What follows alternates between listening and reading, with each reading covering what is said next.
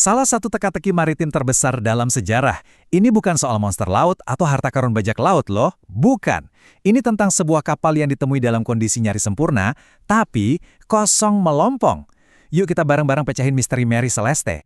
Coba deh bayangin, tanggalnya 4 Desember 1872, kita lagi ada di tengah-tengah Samudra Atlantik yang luas banget, ombaknya besar, sekitar 400 mil di timur Azores. Terus di kejauhan, kelihatan ada satu kapal lagi berlayar, tapi aneh kayak nggak ada tujuannya gitu. Kapal itu namanya Mary Celeste. Dan dari jauh kelihatannya ya baik-baik aja. Layarnya masih terkembang, kapalnya jalan ngikutin angin, pokoknya semuanya kelihatan normal banget. Dan pas dicek, di dalamnya muatannya yang isinya 1.701 barel alkohol industri itu hampir semuanya utuh. Stok makanan sama air buat 6 bulan ke depan penuh. Barang-barang pribadi kru masih rapi banget, seolah-olah yang punya cuma pergi sebentar dan bahkan balik lagi. Tapi ini dia yang aneh. Nggak ada satu orang pun di kapal itu. Kapten Benjamin Briggs, istrinya Sarah, anak perempuan mereka yang baru 2 tahun, sama 7 awak kapal, semuanya hilang, lenyap begitu aja. Nah, ini dia pertanyaan besar yang bikin para sejarawan pusing kepala selama lebih dari 100 tahun. Kemana mereka semua pergi? Oke, jadi kisah penemuan yang bikin bingung ini semuanya berawal dari kapal lain. Namanya Dei Gratia, sebuah kapal dari Kanada yang kebetulan banget lagi lewat di rute yang sama. Nah, coba kita lihat timelinenya biar lebih kebayang. Mary Celeste itu berangkat dari New York 8 hari lebih dulu dari Dei Gratia. Harusnya kan dia udah jauh di depan, udah mau nyampe Italia malah. Tapi anehnya, 10 hari setelah catatan log terakhirnya dibuat, kapal itu justru ditemuin terombang-ambing sendirian, ketinggalan jauh di belakang. Aneh kan? Waktu kru dari Dei Gratia akhirnya naik ke Mary Celeste, pemandangan yang mereka lihat itu, ya ampun, malah bikin makin bingung. Ini kayak teka-teki raksasa, di mana semua petunjuknya saling bertolak belakang.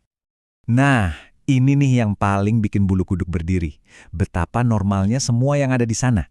Coba bayangin, pipa tembakau kru masih ada di meja, mesin jahit istrinya kapten, mainan anaknya. Bener-bener kayak mereka semua cuma keluar sebentar aja.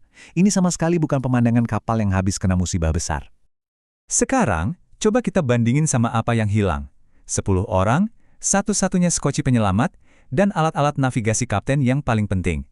Jadi poin kuncinya di sini apa? Mereka pergi dengan sengaja, bawa perlengkapan buat navigasi, tapi anehnya mereka ninggalin kapal yang kelihatannya aman-aman aja. Pertanyaannya tetap sama, kenapa? Nggak butuh waktu lama, misteri ini langsung jadi legenda. Dan ini sebagian besar gara-gara 2 hal. Penyelidikan resmi yang bisa dibilang ngaco, dan satu cerita fiksi yang populer banget sampai-sampai nutupin fakta sebenarnya selama puluhan tahun. Jadi, di satu sisi, kita punya Jaksa Agung Gibraltar, namanya Frederick Soliflat. Dia ini kekeh banget sama teori yang serem. Krunya mabuk, terus bunuh keluarga Briggs, lalu kabur. Nah, di sisi lain kita punya Arthur Conan Doyle. Ya benar, penulis yang sama sebelum dia bikin Sherlock Holmes yang nulis cerita pendek heboh yang benar-benar ngerusak fakta. Dialah yang ganti nama kapalnya jadi Mary Celeste dan nyiptain mitos yang nempel sampai sekarang. Kutipan ini tentang makanan hangat di atas meja jelas banget nunjukin gimana fiksi akhirnya ngalahin fakta. Padahal ini sama sekali nggak bener. Nggak ada tuh makanan yang lagi disiapin. Tapi gambarannya itu kuat banget, kesannya rumahan banget, sampai akhirnya jadi bagian permanen dari legenda Mary Celeste. Bahkan sampai sekarang, orang masih banyak yang percaya. Oke, cukup dengan fiksinya. Sekarang kita lompat ke era modern, dan kita lihat gimana para peneliti sekarang ini ngesampingin semua cerita fiksi itu, dan fokus lagi ke bukti-bukti fisik yang sesungguhnya. Petunjuknya apa yang ditinggalin di kapal. Petunjuk pertama yang sering banget kelewat, ada 9 barel alkohol yang ditemuin kosong. Dulu penyelidik mungkin ngiranya ini dicuri, tapi ternyata ini jauh lebih penting dari itu. Barel-barel ini dibuat dari kayu ek merah yang berpori. Artinya apa? Kemungkinan besar barel-barel itu bocor dan melepaskan uap alkohol yang gampang banget kebakar ke dalam palka kapal yang tertutup. Udah kayak bom waktu kan?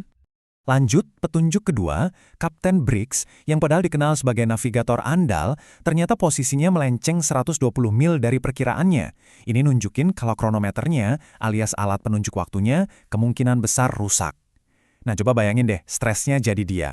Lagi berlayar di cuaca buruk, bawa tanggung jawab istri, anak, dan seluruh kru. Terus baru sadar kalau dia tersesat di tengah-tengah Atlantik. Panik nggak? Jadi, ayo kita sambungin semua titiknya. Pompa air di kapal itu ternyata macet, kemungkinan besar gara-gara debu batu bara dari muatan sebelumnya. Artinya, Kapten Briggs nggak bisa tahu pasti berapa banyak air yang masuk ke kapalnya. Dia udah tersesat, cuaca lagi jelek, bawa muatan yang bisa meledak kapan aja, dan dia nggak bisa yakin kapalnya bakal tenggelam atau enggak. Ini benar-benar perfect storm dari ketidakpastian. Semua petunjuk ini akhirnya ngerucut ke satu kesimpulan yang tragis, tapi sekaligus logis. Jadi ini bukan soal monster atau pemberontakan kru. Ini soal keputusan yang sebenarnya masuk akal, yang diambil di bawah tekanan luar biasa, tapi sayangnya malah jadi bencana. Dan ini dia kuncinya. Buat ngerti kenapa keputusan fatal itu diambil, ada konsep ilmiah yang namanya ledakan gelombang tekanan. Jadi, eksperimen modern oleh Dr. Andrea Sella nunjukin kalau uap alkohol itu bisa bikin ledakan api yang gede dan kelihatan serem banget. Cukup kuat buat ngebuka paksa palka kapal. Tapi tanpa ninggalin bekas hangus sama sekali. Coba dibayangin ngeliat itu. Bola api raksasa muncul, tapi abis itu nggak ada api. Pasti kelihatannya kayak sihir yang serem banget kan? Oke, jadi inilah skenario yang paling masuk akal. Uap alkohol dari barel yang bocor itu meledak. Ledakannya sendiri sebenarnya nggak ngerusak kapal, tapi jelas bikin kaget dan takut luar biasa. Kapten Briggs, yang posisinya udah tertekan banget, ngambil keputusan yang paling aman menurut dia. Evakuasi sementara ke Sekoci sampai situasi dirasa aman. Mereka ngikat sekocinya ke kapal pakai tali. Ya, sebagai tindakan pencegahan yang wajar. Tapi takdir berkata lain. Tiba-tiba angin kencang datang, tali satu-satunya itu putus.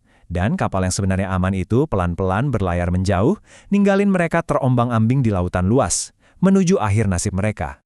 Dan dengerin ini, kata-kata dari Kapten Briggs sendiri, dari surat yang dia tulis buat ibunya sebelum berangkat. Penuh harapan kan? Ini yang bikin semuanya jadi makin nyesek.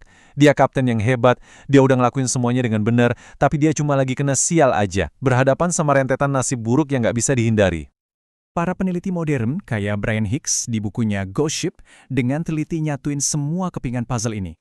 Dan mereka berhasil melakukan sesuatu yang luar biasa. Mereka mengubah cerita hantu supernatural ini jadi sebuah tragedi kemanusiaan yang bisa kita mengerti. Sebuah kisah tentang gimana keputusan yang paling logis sekalipun bisa berujung pada konsekuensi yang paling fatal. Jadi pada akhirnya, Mary Celeste itu bukan kapal hantu.